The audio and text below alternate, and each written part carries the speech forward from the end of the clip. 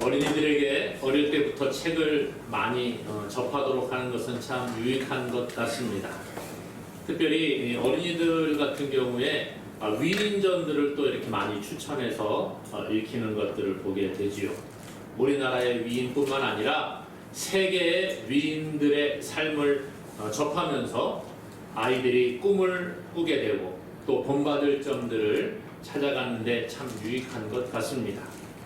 이러한 세상의 위인들도 본받을 것이 참 많이 있습니다만은 우리 예수 그리스도를 구주로 고백한 하나님의 백성들은 성경에 있는 신앙의 선배들을 통하여 또 우리가 많은 본받을 점들을 찾아가는 그런 것들도 필요한 것 같습니다. 성경에서 우리의 롤 모델을 찾아가야 한다는 것이지요. 성경에 수많은 믿음의 선배들이 있습니다. 하나님의 일을 위해 크게 쓰임받은 하나님의 사람들이 있고요. 그럼에도 불구하고 그들이 모두가 완벽한 것은 아님을 우리가 성경을 통해 보게 됩니다. 하나님께 쓰임받은 사람들임에도 불구하고 나름대로 인간적인 연약한 부분이 있고 오류가 있고 잘못하는 것들이 있음을 성경은 우리에게 보여주고 있지요. 그러면 과연 우리가 본받을 만한 대상은 누구일까? 우리가 누구를 우리의 롤 모델로 삼아야 될 것이냐, 그런 것입니다. 오늘 본문은 우리에게 우리의 구원자가 되시고 우리가 따라야 할 롤 모델이 되는 그러한 한 분을 소개를 해주고 있습니다. 바로 예수 그리스도이시지요. 예수 그리스도께서 우리의 죄를 위해 십자가에서 죽으시고 우리가 예수님을 믿음으로 구원 백성이 되었어요. 성경은 우리가 예수님을 믿는 자들로서 주님의 제자의 삶을 살아가라, 예수님을 닮는 삶을 살아가야 함을 말씀해주고 있다는 것이지요. 특별히 본문은 우리에게 그리스도 예수의 마음을 품고 살아갈 것을 이야기합니다. 그래서 2022년 벌써 세 번째 주일을 맞이하게 되는데 우리가 2022년에는 더욱더 그리스도 예수의 마음을 품고 살아가는 믿음의 사람들 되기를 먼저 주님의 이름으로 간절히 소망합니다. 오늘 예수님은요 어떤 분이냐? 오늘 예수 그리스도의 겸손의 마음을 품어야 한다, 그렇게 말씀해주고 있지요. 예수님은 하나님이 되십니다.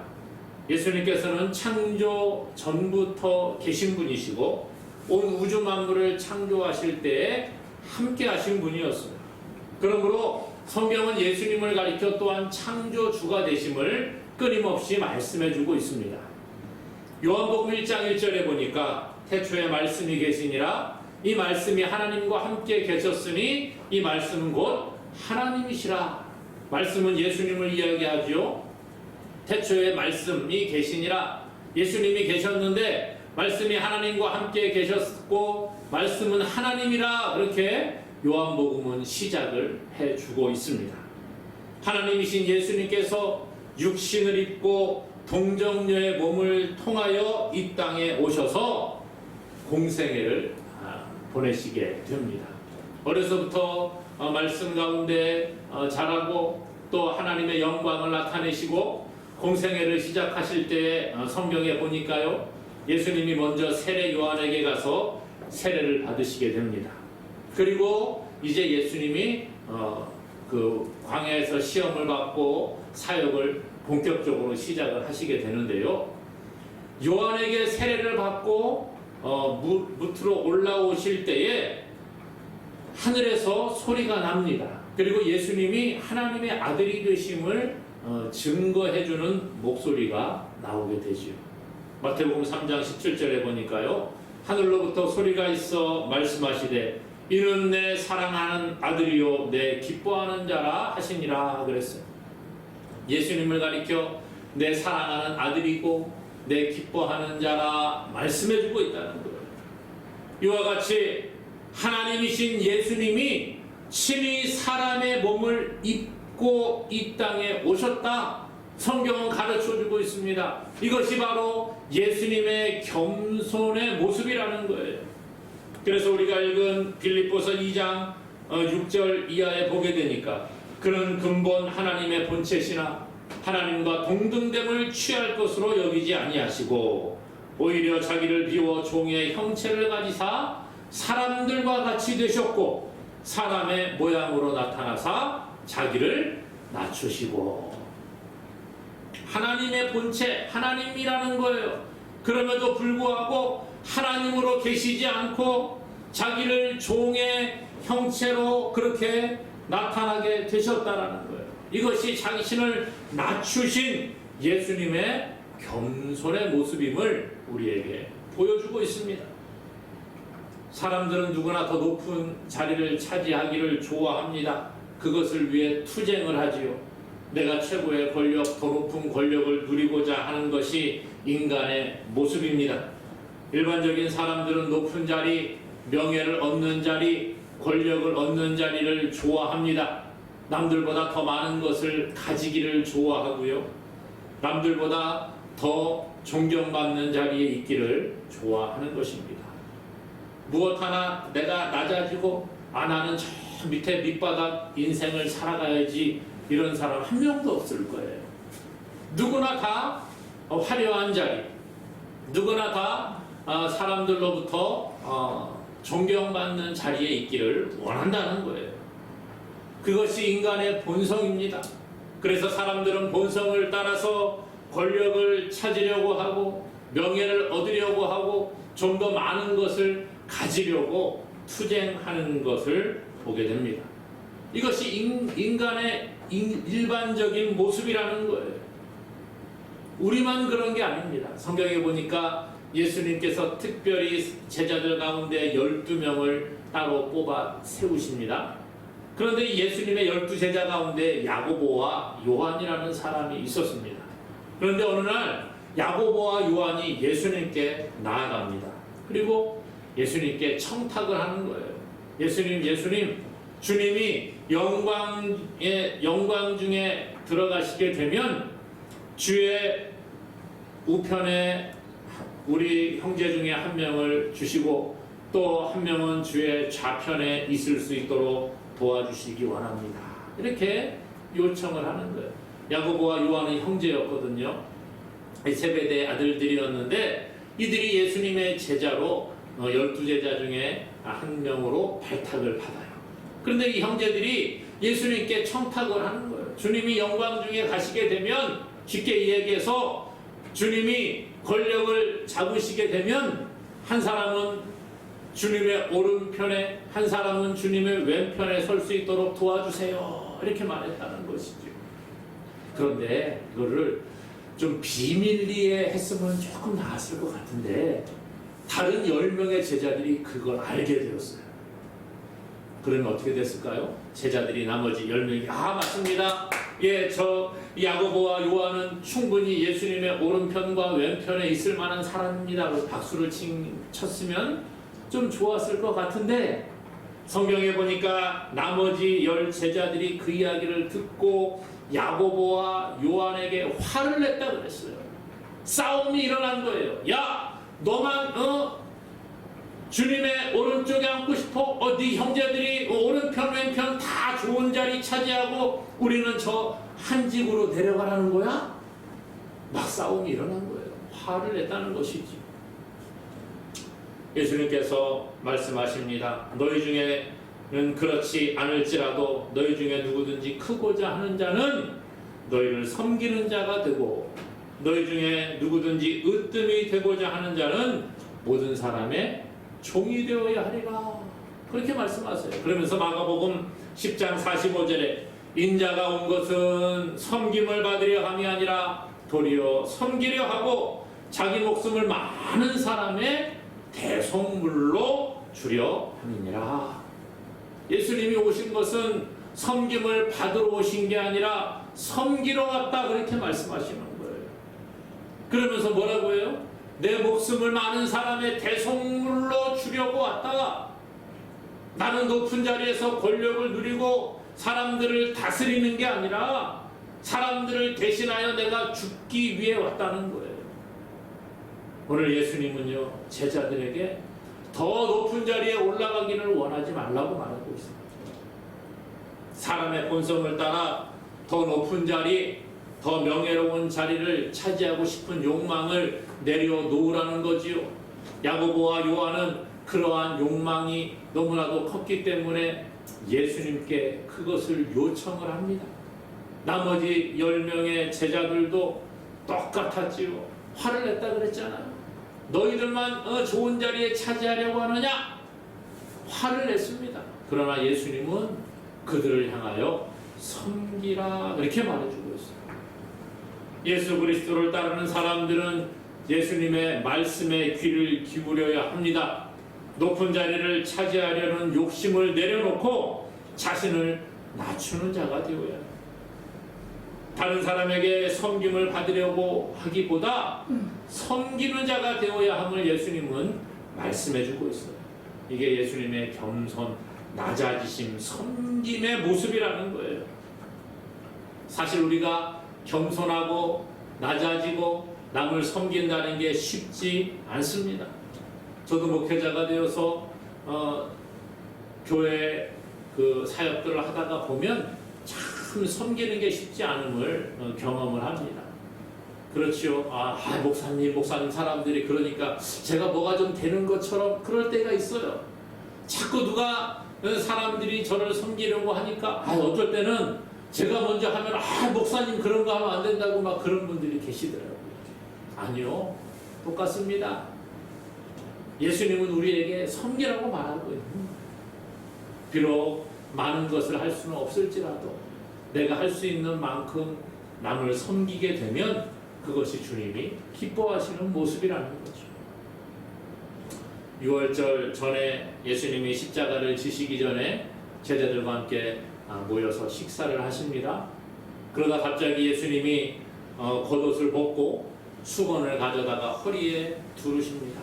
그리고 대야에 물을 떠가지고 와서 제자들의 발을 씻기기 시작을 합니다. 제자의 발을 씻고 그 다음에 허리에 두른 수건으로 제자의 그 발을 닦아줍니다. 수건을 허리에 두르는 것, 발을 씻어주는 것, 이것은 종이 하는 일이에요. 그러니까 예수님이 종이 하는 일을 대신했다는 것입니다. 수건을 허리에 두르고 대야에 물을 떠다 놓고 발을 닦고 수건으로 깨끗이 닦아주는 것. 이 당시에 이 중동 지역에는 지금으로 말하면 이 샌달과 같은 그런 신발들을 신고 다녔어요. 요즘처럼 뭐 포장이 되어 있는 것도 아니고 비포장, 그냥 먼지가 풀풀 나는 도로 그런 곳을 밟고 다녔잖아요. 그러다 보니까 외출하고 돌아오면 종들이 이렇게 주인의 발을 닦아주는 겁니다. 그런데 예수님께서 식사를 하시다가 갑자기 겉옷을 벗고 수건을 허리에 두르고 대야에 물을 떠다가 제자들의 발을 씻어주시는 거예요. 그리고 예수님께서 말씀을 하십니다. 너희들 내가 이렇게 너희의 발을 씻긴 것처럼 서로 발을 씻어주어라. 섬기라는 것이지요. 오늘 예수님께서는 친히 제자들을 섬기는 모습을 보여주십니다. 그러면서 너희가 나중에 그 권력의 자리에 올라가려고 하지 말고 누굴 지배하는 자리에 있으려고 하지 말고 섬기는 자리로 내려가라 말씀하시는 거예요. 오늘 예수님께서 겸손과 그 섬김을 보이셨던 것처럼 오늘 우리도 주님의 겸손과 섬김의 본을 받아야 합니다. 하나님께서는 겸손한 자에게 은혜를 주시는 줄로 믿습니다. 베드로전서 5장 5절에 젊은 자들아 이와 같이 장로들에게 순종하고 다 서로 겸손으로 허리를 동이라. 하나님은 교만한 자를 대적하시되 겸손한 자들에게는 은혜를 주시느니라. 교만한 자들은 대적하시는 분이 하나님이에요. 그러나 겸손한 자에게는 하나님이 은혜를 베푸신다 말씀해주고 있습니다. 그러므로 사랑하는 여러분, 그리스도 예수의 겸손의 마음을 본받는 저와 여러분 되기를 주님의 이름으로 간절히 축원합니다.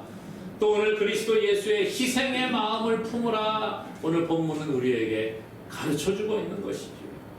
예수님은 친히 인간의 몸을 입고 낮고 천한 이 땅에 오셨을 뿐만 아니라 자신의 몸을 십자가에 내어주시기까지 그렇게 희생의 본을 보여주셨다라는 것입니다.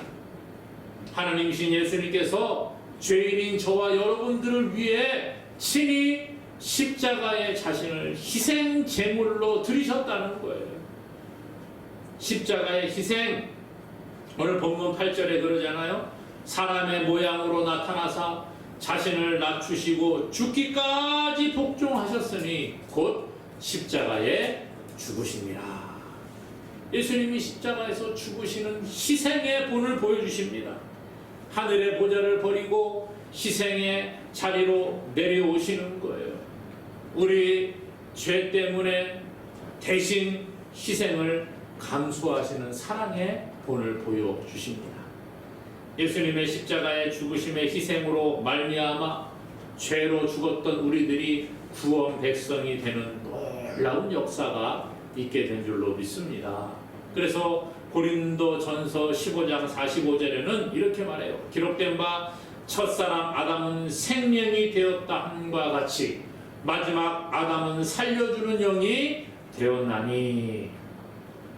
처음 하나님이 아담을 창조하시고 그 코에 생기를 불어넣으셔서 생명이 되게 하셨는데 마지막 아담, 예수 그리스도를 마지막 아담이라고 표현합니다.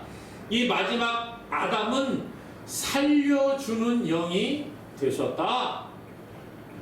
예수 그리스도를 믿는 자마다 그 십자가의 구속의 은혜를 믿음으로 고백하는 자마다 죽음에서 생명으로 옮겨지는 놀라운 역사가 일어난 줄로 믿습니다. 예수님은 우리의 영혼을 살리는 분이에요. 영혼을 살리기 위해 사람의 몸으로 오셔서 십자가에 죽으신 것, 이것이 하나님의 은혜요 사랑인 줄로 믿습니다. 오늘 예수님의 그 희생을 본받으라 그렇게 말하지요. 오늘 예수님은 우리를 위해서 당신을 내어주셨는데 오늘 우리는 주님께 무엇을 드리고 있습니까?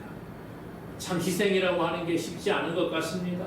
우리가 하나님께 예배하러 이 시간에 나왔는데 우리가 예배하러 온 이 시간에 먼저 우리의 시간을 드리는 거예요. 우리의 몸을 드리는 겁니다. 우리의 마음을 하나님께 드리는 거예요. 우리의 물질을, 우리의 건강을 주님께 드리는 것이 필요하다는 것이죠. 평양에 대부운동이 있었던 1907년 1월 14일 평양 장대현 교회에서 부흥 사경회 중에 그 선교사들과 교회 지도자들이 먼저 회개하는 역사들이 일어납니다. 그리고 전 교회와 또 그 주변에 있는 사람들이 회개하고 그때부터 복음이 확장되면서 평양의 대부흥 운동이 전국적으로 확산되기 시작을 했습니다. 하나님의 은혜를 체험하고 자기의 죄를 고백하고 다시 새로운 삶을 살겠다는 결단이 일어나게 됩니다.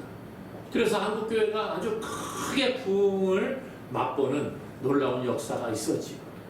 그때의 기록을 보게 되니까요. 어떤 사람은 하나님께 자기가 가진 물질을 가지고 하나님께 헌신을 하겠다고 다짐을 합니다. 물질이 없는 사람은 하나님 제가 시간을 드리겠습니다. 시간의 연보를 하겠습니다. 어떤 사람은 날 연보를 드렸다 그래요. 하루를 드리는 거, 일정한 하루. 오늘은 내가 예를 들어서 2022년 1월 16일을 제가 날 연보를 드리겠습니다. 2022년 1월 16일을 하나님께 드리는 거예요. 그리고 작정한 그날에 온전히 주님께 헌신하는 그러한 역사들이 일어납니다. 또 전도인들이 많이 생겨났습니다. 또 어떤 사람은 자기가 전도인으로서 헌신하지 못하는 대신에 성미를 통해서 또 물질을 통해서 전도인들의 생활비를 지급하는 이러한 헌신이 있기도 했다는 거예요. 이 평양의 대부흥 운동, 또 하나님께서 이 땅에 다시 한번 부흥을 주신다고 하면 우리가 이러한 놀라운 것을 경험하게 될 줄로 믿습니다. 이 시작이 뭐예요? 한 사람의 회개로부터 시작되는 거예요. 선교사 한 사람의 회개, 또 교회 지도자들의 회개로부터 놀라운 부흥의 역사가 일어나고 그 후에 하나님의 은혜를 체험한 자들은 헌신하게 되는 거예요. 자신을 희생하고 자신을 드리는 삶이 그들 가운데 있게 됩니다. 사랑하는 여러분, 오늘 자신을 희생하고 자신을 드리는 헌신, 이것이 바로 그리스도 예수의 마음을 품는 것인 줄로 믿습니다.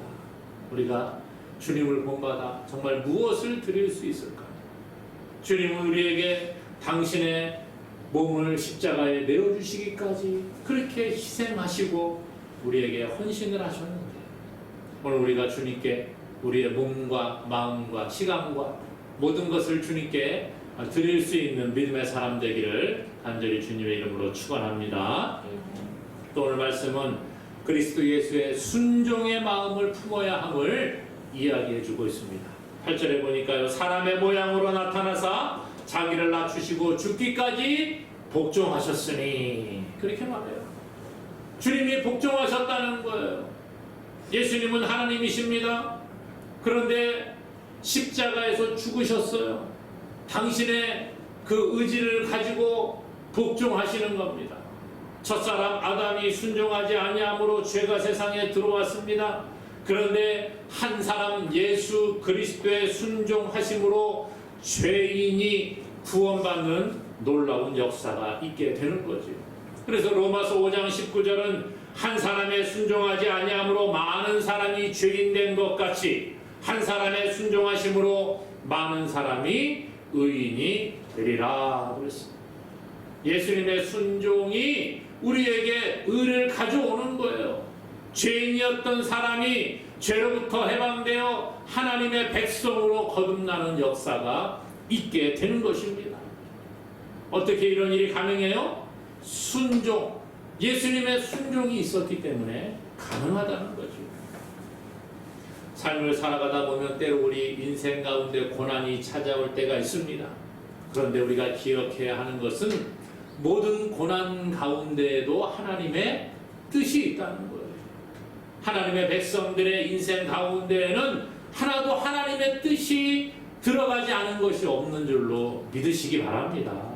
하나님은 날마다 하나님의 백성들, 우리들에게 관심이 있으시고 우리의 삶 가운데 역사하시는 분이에요. 그래서 우리가 살아가면서 때로는 고난이 우리를 찾아오기도 하지만 그 가운데도 하나님의 뜻이 있음을 깨닫고 우리가 고난 가운데에서도 주님 앞에 순종하는 순종을 배울 수 있기 원합니다. 사랑하는 여러분, 지금 우리가 고난 가운데 있습니까? 그렇죠. 한국교회가 지금 고난 가운데 있어요. 아니, 한국교회뿐만 아니라 세계 교회가 지금 어려움 가운데 있습니다. 코로나가 금방 종식될 것으로 우리가 기대하고 그렇게 나아갔는데 벌써 2년이 훌쩍 넘어가 버렸습니다. 사람들에 따라서 올해는 좀 괜찮아질 것이다, 위드 코로나로 할 것이다, 그런 희망적인 이야기를 하는 사람도 있지만 또 어떤 사람은 이것이 더 장기화되지 않을까 염려하는 사람들의 목소리도 있는 것을 보게 됩니다. 이러한 어려운 때 교회가 어렵고 성도들의 삶이 힘들고 정말 가정이 어려운 고난이 우리에게 찾아올 때가 있잖아요.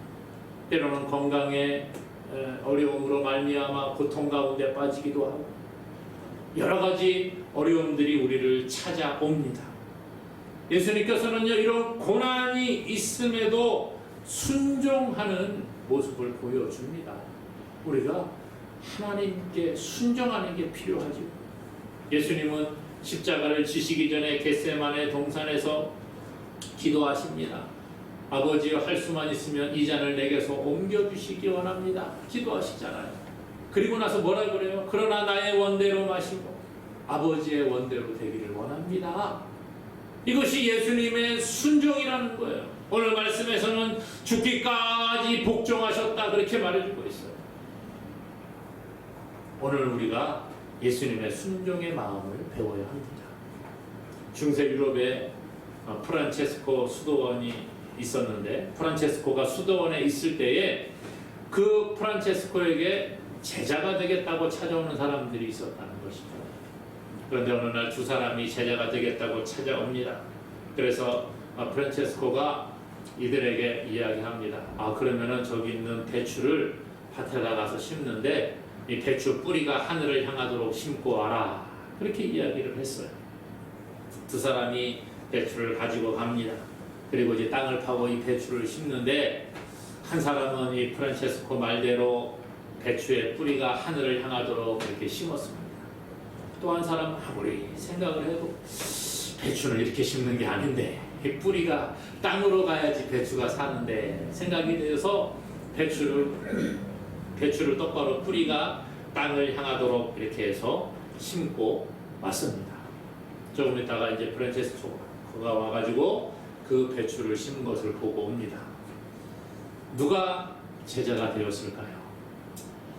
프란체스코는 배추의 뿌리가 땅을 향하게 이렇게 심은 그 사람에게 이야기를 합니다. 당신은 똑똑한 사람이기 때문에 가서 혼자 사셔도 될 것 같습니다. 당신은 선생으로서의 자격은 있지만 제자로서의 자격은 없습니다. 이렇게 이야기를 하고 돌려보냈다는 거예요. 무엇을 이야기합니까? 순종하느냐 순종하지 않느냐 이걸 보는 거예요. 이해가 되지 않는 것을 하라고 해도 이거 정말 맞는가? 그냥 순종하는 거예요. 우리나라 남자들 대부분은 군대를 갔다 오는데요. 군대 가면 그런 얘기합니다. 하라면 하고 까라면 까지 뭐 말이 많어 뭐 이런 얘기를 예전에 많이 하셨어요. 무슨 얘기입니까? 시키면 시키는 대로 그냥 하라는 거예요. 말하지 말라는 거예요. 복종을 요구합니다. 그게 군인 정신이라는 거예요. 하나님 앞에서 우리는요 똑똑한 사람이 될 필요가 없습니다. 우리가 똑똑하면 얼마나 똑똑합니까? 하나님보다 지혜로운 사람 아무도 없잖아요. 그러므로 하나님의 말씀에 무조건적으로 순종하는 자가 되기를 원합니다. 사울 왕이 아말렉과의 전쟁을 벌이게 됩니다. 하나님께서 말씀하시는 거예요. 내가 아말렉을 너의 손에 붙일 테니까 아말렉을 진멸해라, 다 없애버려라, 불태워버려라, 그렇게 이야기합니다. 그리고 사울왕이 가서 아말렉과의 전투에서 아주 대승을 거두게 됩니다. 그런데 사울왕이 아말렉 왕 아각을 살려두게 돼요.